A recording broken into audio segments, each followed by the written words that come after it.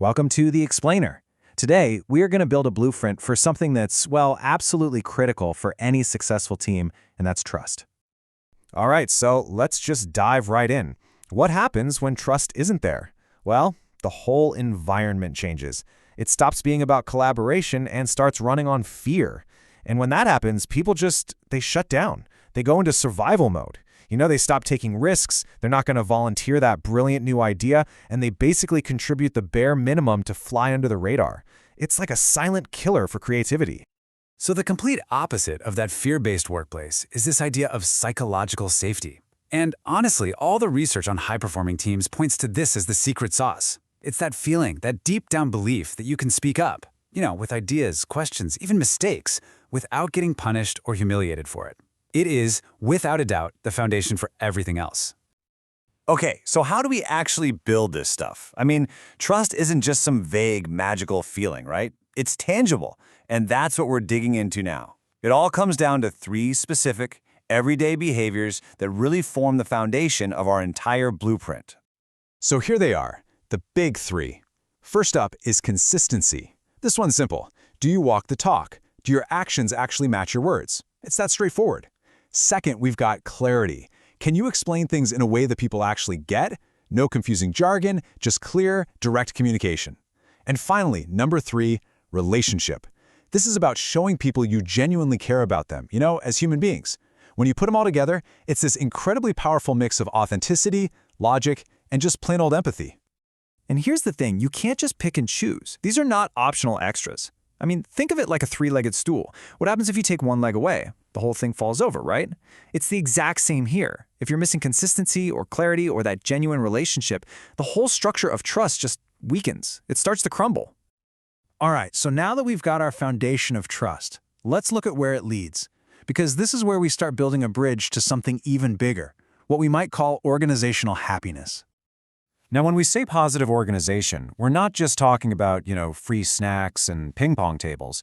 It's way deeper than that. It's an environment that's intentionally designed to help people thrive. It's a place where feeling good, having a real sense of purpose, and being energized, all of that translates directly into people doing their absolute best work.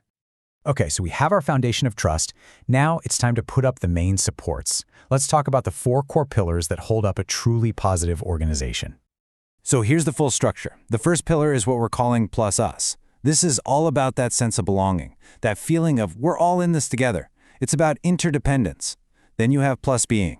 This one's huge. It's the freedom to bring your real self to work, without feeling like you have to wear a mask all day. The third pillar is plus discipline. This might sound a little strict, but it's really about reinforcing trust through clear, consistent rules and practices that everyone understands and follows. And finally, we've got plus positive chemistry.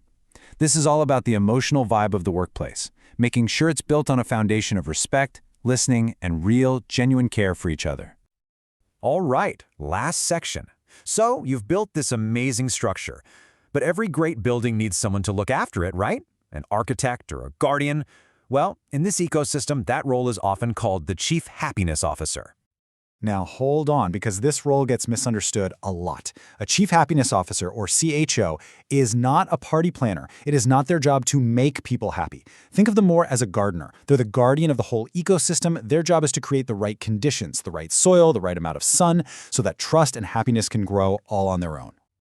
So what does that look like in practice? Well, they work to build that psychological safety we mentioned earlier.